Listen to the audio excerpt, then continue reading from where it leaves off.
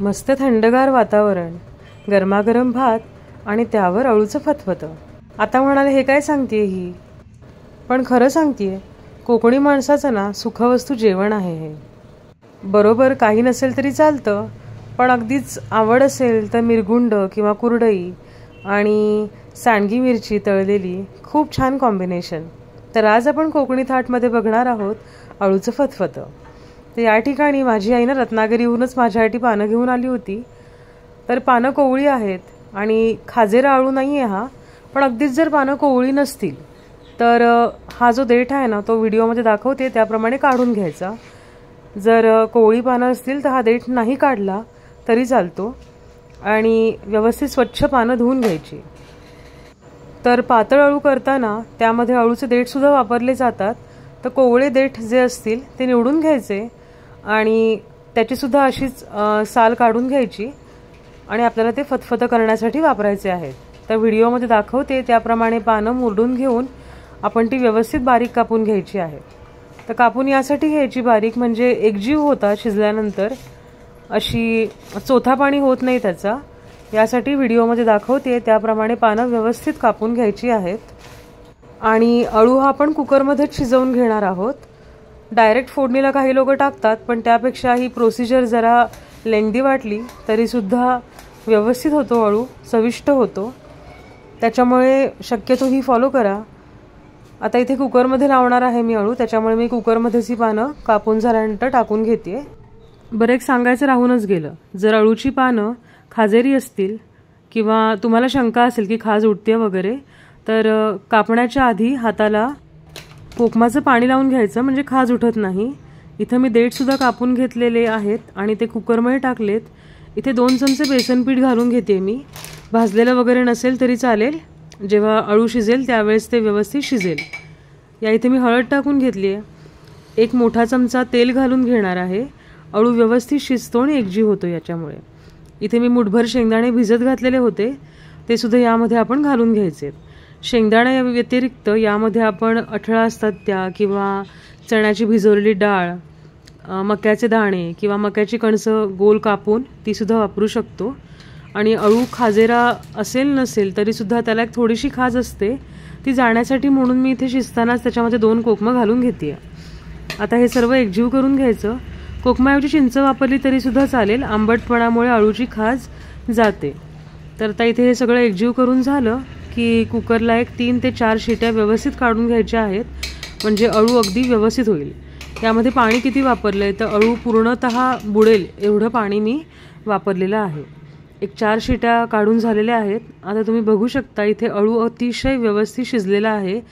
रवीने घोटण्याची पण गरज नाही आहे, इतका व्यवस्थित तो एकजीव झालेला दिसतोय. तर अळू अशाच प्रकारे व्यवस्थित घोटून एकजीव करून घ्यायचा आहे. इथे शेंगदाणे मी अळू शिजतानाच घातलेले आहेत, कारण शेंगदाण्यांचं काही भुगा वगैरे होत नाही, ते अखंड व्यवस्थित राहतात. 4-5 शिट्या काढल्या तरीसुद्धा.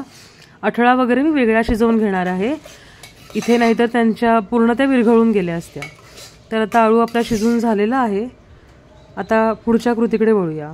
तुम्हाला म्हटलं तसं मी इथे ओले काजू आणि अठळा ज्या होत्या त्या रेग्युलर भाताबरोबर कुकरला लावल्या होत्या आणि व्यवस्थित शिजलेल्या आहेत. तर मी हातानेच त्याचे तुकडे करून घेते, म्हणजे अळूमध्ये घातल्यावर थोडंसं दाताखाली आलं की छान वाटतं ना, तसं वाटेल. मी थोडेसे कॉर्न पण शिजवून घेतले होते आणि हे सर्व मी आता अळू शिजताना त्याच्यामध्ये घालणार आहे, म्हणजे चवीला पण खूप छान लागतं आणि अळूची चव खरं म्हणजे एन्हान्स होते ह्याच्यामुळे. इथे कढईमध्ये मी 2 पळी तेल घेतलेलं आहे आणि याला चुरचुरीत फोडणी करून घ्यायची आहे. मोहरी, जिरं आणि हिंग यांची. लसूणसुद्धा घालते मी या इथे.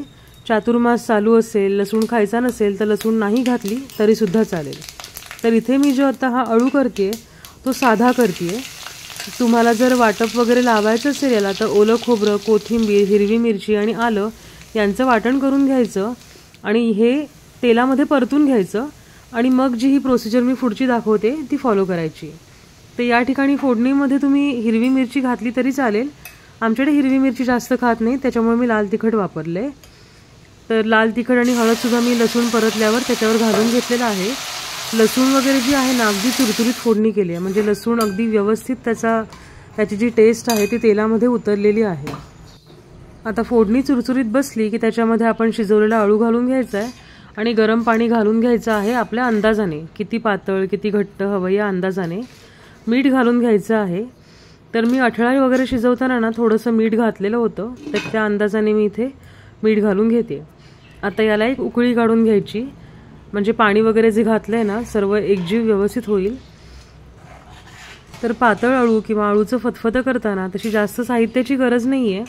फक्त जरा बनवायला वेळ लागतो, म्हणजे पानं धुवा, ती स्वच्छ करा, त्यानंतर शिजवा आणि मग अळू फोडणीला टाका. पण तरीसुद्धा ही प्रोसिजर फॉलो केलीत ना तर खरंच अप्रतिम एक डिश तयार होते. आता अळूला एक उकळी आल्यानंतर मी ज्या अठळा वगैरे शिजवलेल्या जे कॉर्न घेतले होते, मक्याचे दाणे, ते पण यात घालून घेते. आता इथे मोठ्या सुपारी एवढी चिंच घालून घेते. चिंचेच्या ऐवजी कोकम घातलं तरीसुद्धा चालेल आणि गूळ घालून घ्यायचा आहे. तर गोडसरपणा ना अळूला खूप छान लागतो, त्याच्यामुळे गूळ घालताना हात जरा सैल सोडा.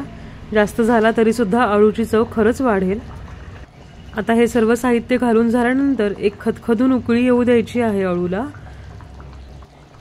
आणि उकळी आल्यानंतर इथे आपला अळू तयार झालेला आहे. आंबटपणासाठी ना थोडंसं दहीसुद्धा फेटून घातलेलं चालतं. अशा प्रकारे अळू कधी केला नसेल तर खरंच नक्की करून पहा. आणि अशाच रेसिपीज पाहण्यासाठी आपल्या कोकणी थाट या यूट्यूब चॅनलला नक्की लाईक आणि सबस्क्राईब करा. धन्यवाद.